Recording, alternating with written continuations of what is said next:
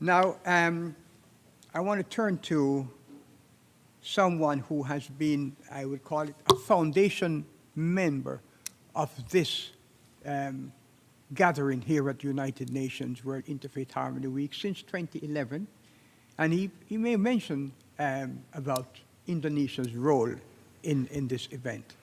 And I'm speaking of Imam Shamsi Ali. He is a remarkable gentleman. He's totally committed to peace and bringing people together. He tours the world. He often does with his Jewish compatriot together, and they try to bring understanding, especially in areas where are at times when people are up in arms against each other. Imam Shamsi Ali, the floor is yours. Thank you so very much. At the outset, let me first congratulating our team. And from the bottom of my heart, I would like to thank you for hard working. But I would like to particularly shout out to my friend and my mentor, the person who is sitting to my left side, His Excellency, Mr. Gordon Tapper, the person who is behind the scenes working very tirelessly to make this event possible. So give a big hand to him.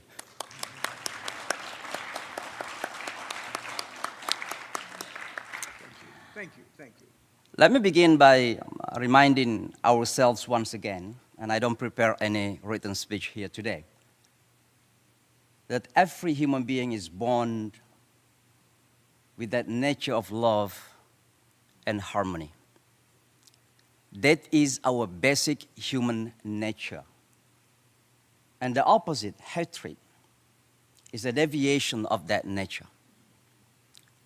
At least there are two foundations that I'd like to underline as an argument of this notion, or this point, from the Islamic perspective.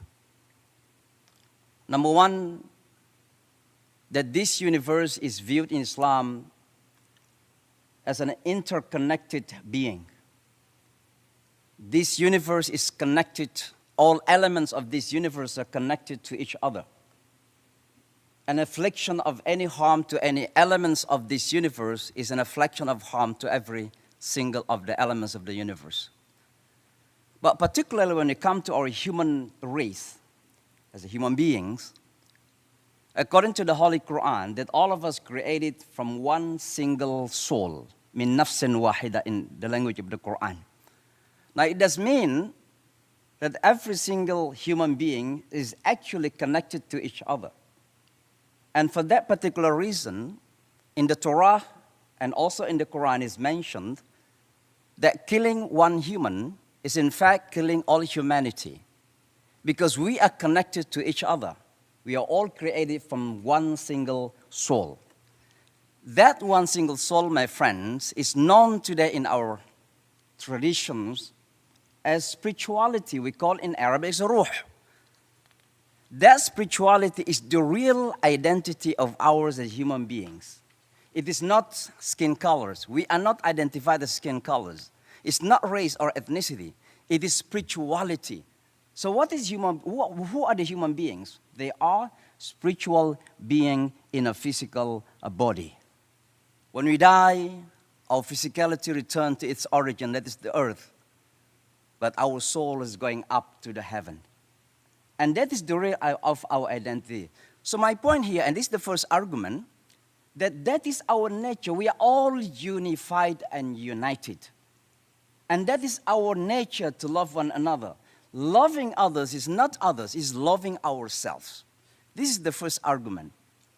The second argument from the Holy Quran, that actually we are all one unified family. Human beings are one in one universal family.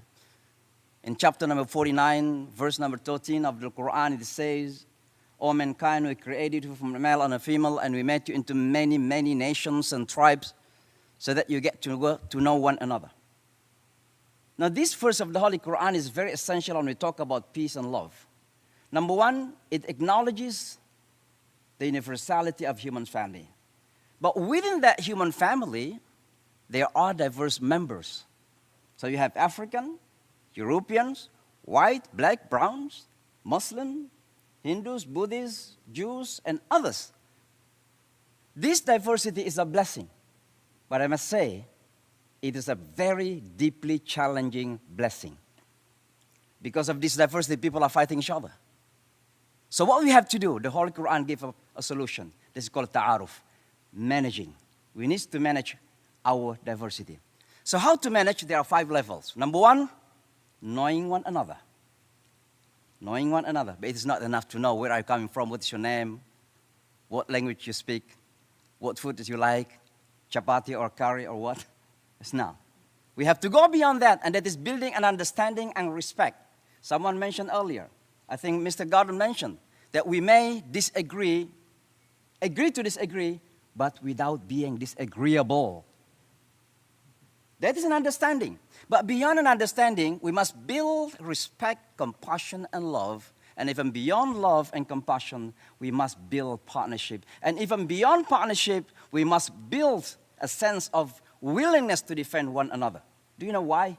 Because an attack to any is an attack to all. An attack to any of us is an attack to all of us. An attack to you is an attack to me, because we are one soul, as I mentioned earlier. It's very important to defend one another. This is heavenly talk, my brothers and sisters. Let me go to the reality. We must go down to the earth. It's beautiful to talk about heavenly talk, but we must also face the reality. Love and harmony can only happen when each one of our rights are preserved and protected. Every human being deserves to be respected and honored and dignified. And therefore, the right to freedom, the right to independence, the right to human rights in general, and human dignity must be protected in order that love and harmony will continue to prevail on earth.